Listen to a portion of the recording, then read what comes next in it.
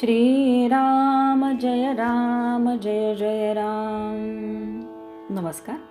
आज दिनांक 12 मार्च. आजचा विषय आहे प्रपंचात राम करता ही भावना ठेवावी. महाराज सांगतात, परमात्मा आनंदरूप आहे. भगवंताचा आनंद हा उपाधिरहित आहे. भगवंताच्या हास्य मुखाचे ध्यान करावे.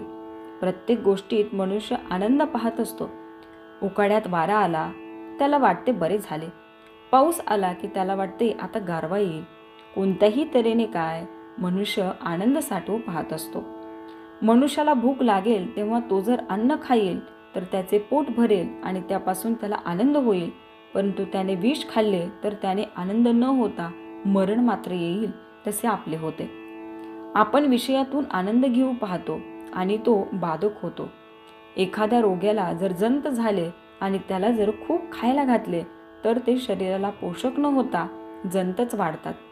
त्याचप्रमाणे आपण सत्कर्मे करताना पोटात विषयांचे प्रेम ठेवून ती केली तर त्यामुळे विषयच पोचले जाऊन त्यापासून समाधान लाभू शकत नाही. याकरिता कर्तव्य बुद्धीने कर्म करावे म्हणजे ते बाधक ठरत नाही. मनुष्य जन्मभर जो धंदा करतो त्याच्याशीच तो तद्रूप होऊन जातो. एखादा वकील घ्या, तो त्याच्या धंद्याशी इतका तद्रूप होतो की मरतेवेळी सुद्धा तो वादच करीत जाईल. नोकरी करणारा नोकरीशी इतका तद्रूप होतो की स्वप्नात देखील तो स्वतःला नोकर समजूनच राहतो. कर्म कसे करावे तर त्याच्यातून वेगळे राहून. लग्नाचा सोहळा भोगावा, लाडू खावेत, परंतु ते दुसऱ्याचे आहेत असे समजून. आपल्या मुलीचे किंवा मुलाचे नाहीत असे मानून नाही तर व्याह्यांची काळजी लागायची किंवा हुंडा मिळतो की नाही इकडे लक्ष लागायचे. त्यामुळे तापच निर्माण होईल. कर्माशिवाय कोणालाच राहता येत नाही. एखाद्याला शिक्षा द्यायची म्हणून अगदी हलायचे नाही. पापणी, हात, पाय काही हलवता कामा नये असे सांगितले तर ते जसे त्याला शक्य होणार नाही तसे काही ना काहीतरी कर्म हे होणारच. भगवंतानी अशी काही सांगड घालून दिली आहे की कर्म केल्याशिवाय गत्यंतरच नाही. परंतु ती कर्मे राम करता ही भावना विसरून केली तर बाधक होतात आणि मरणापर्यंत माणूस पुढल्या जन्माची तयारी करीत राहतो. तेव्हा देहाने कर्म करतानाही करता मी नव्हे हे जाणून कर्म करावे.